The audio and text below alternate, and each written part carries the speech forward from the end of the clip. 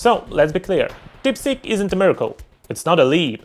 It's just another CCP showpiece, dressed up to impress, built on borrowed code and borrowed chips. In fact, DeepSeek is best described as an ant on the shoulders of a giant, shouting from the top, pretending it is just as tall as the giant himself. And if this DeepSeek drama sounds familiar, it should. Remember Huawei's breakthrough smartphone chips? They bragged it was a 100% homegrown success, until the Center for Strategic and International Studies pulled back the curtain. Turns out Huawei had secretly funneled over 2 million AI chips from TSMC using shell companies. Those chips powered their so-called domestic processor, the SN910B.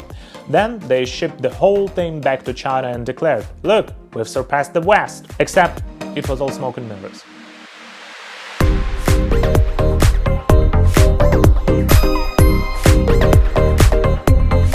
China just dropped a supposed AI game-changer, DeepSeek, claiming it's faster, cheaper and better than ChatGPT.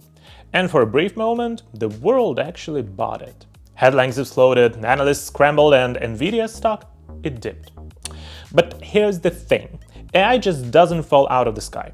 Real breakthroughs come with a trail. Research papers, developer logs, open source clues. DeepSeek had none of that. Hi everyone and welcome to today's show. My name is Stan. So DeepSeek had no build-up, no breadcrumbs, no signs it even existed until suddenly it appeared. That's when the real question started. How does a revolutionary AI appear out of thin air?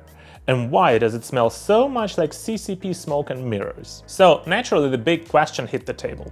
What chips is DeepSeek actually running on? That question triggered a full-blown US investigation, because if China's under sanctions, how did it get its hands on NVIDIA's top-tier AI chips? Turns out they may have cheated the system.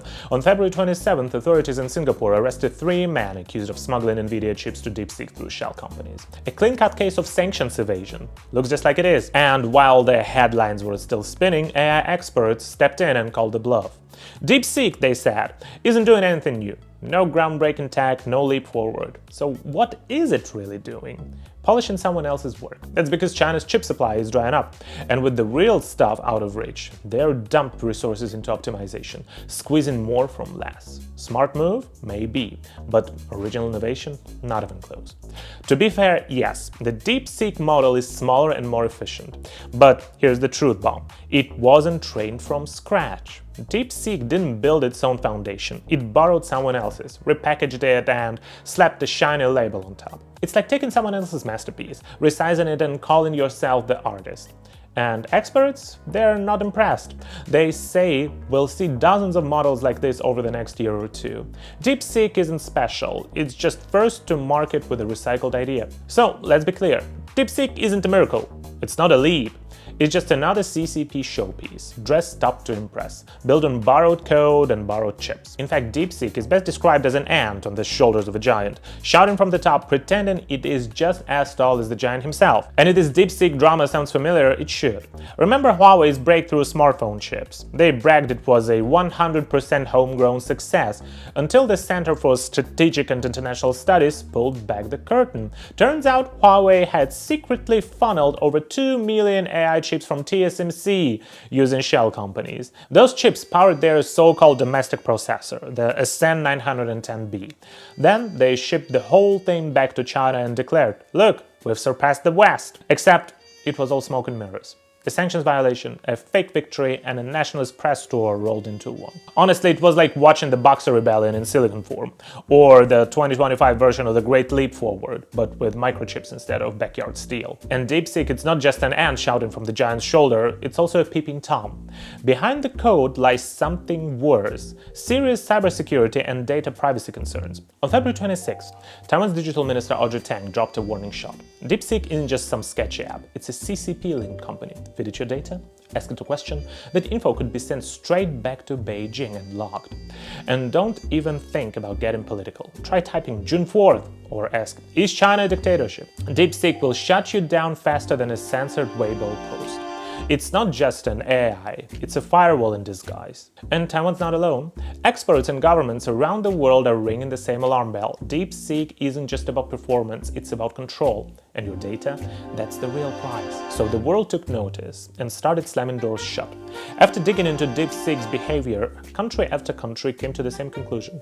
This thing is a privacy nightmare. In the United States, the list of bans is pretty long. It comes from the Department of Defense, Congress, the Navy, NASA, and even the states of Texas and New York. And on March 6, 21 state attorneys general told Congress, this thing has no place on government devices. Ban it now. Australia followed suit, banning DeepSeek across all public systems, citing clear national security risks. In Taiwan, the Ministry of Digital Affairs acted fast. On January 31st, they officially prohibited all government agencies from touching DeepSeek, putting data protection over convenience. Italy? They were the first to pull the plug. Their privacy watchdog investigated and said, nope, too dangerous, shut it down. South Korea blocked it in multiple ministries and paused downloads nationwide, all over personal data concerns. Even the Netherlands, one of Europe's most open societies, raised the red flag. On February 1st, their data protection authority launched an official investigation into DeepSeek's data harvesting practices. The verdict? Serious concerns over how DeepSeek handles your personal information. Translation? Don't trust it. But let's zoom out for a second. The real issue here isn't just one shady app. It's a pattern, a decades-long campaign by the Chinese government to get its hands on Western innovation through espionage, forced tech transfers, and sanctions loopholes. And when that's not enough, they crank up the propaganda machine, slap a red label on foreign tech and call it indigenous innovation. Tell the world they've left the US in the dust, and hope no one looks under the hood. But every time Beijing shouts, "We're leading the world," it only takes a few weeks before the truth leaks out. They're still running on US tech, stolen designs, and rented credibility. And when the reality gets inconvenient, enter the troll armies, the state-run media, and their propaganda bots. Their job? Flood the internet with noise, confuse the conversation, bury the facts, and sell the illusion that China's tech rise is legitimate. But the world's catching on, and the mask is starting to wear off. Let's be brutally honest. DeepSeek's AI doesn't exist without the US. The model is American, the GPU is NVIDIA, just like Huawei's miracle chips, still fueled by US semiconductor tech under the hood. And this isn't a tech revolution, it's a tech theft.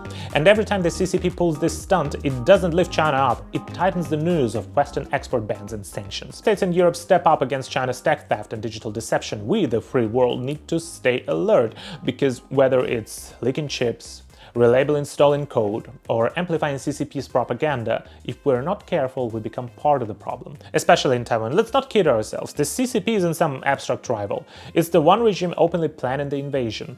So if you're using your allies' tech to empower your enemy just to make a quick buck, ask yourself, are you really resisting tyranny? Are you feeding it? Because what you trade for short-term gain today might just be the freedom you no longer have tomorrow. Thank you for watching. If you liked the video, please press like, subscribe, and share. This is Dan. I see you in the next one.